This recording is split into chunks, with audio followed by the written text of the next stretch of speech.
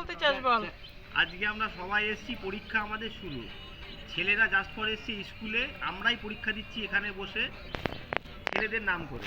শুধু ছেলে না, সাথে মেয়েরাও আছে। সাথে মেয়েরাও আমাদের বাচ্চাদের নাম করে আর কি আমরাই এখানে পরীক্ষা দিচ্ছি যে যার মতো নিজের করে। কিন্তু আমাদের এখন যা বয়স হয়ে গেছে, খাতা পেন আর লাগে না।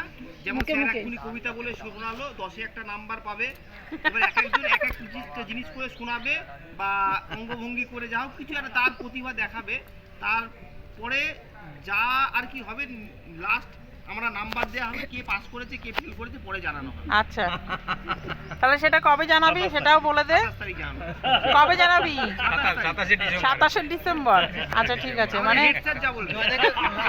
হেড স্যারের মুখটা দেখি, হেড স্যারের মুখটা দেখি আমাদের। 27 তারিখে ওটাই হবে।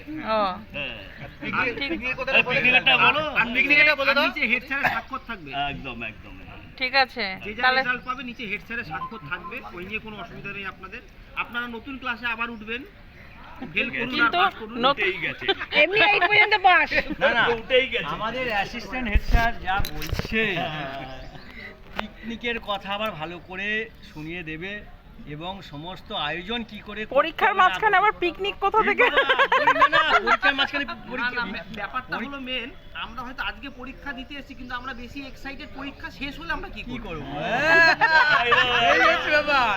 আমাদের অ্যাসিস্ট্যান্ট হেড স্যার সেগুলো পুরোপুরি ভালো করে এক্সপ্লেইন করে দেবে।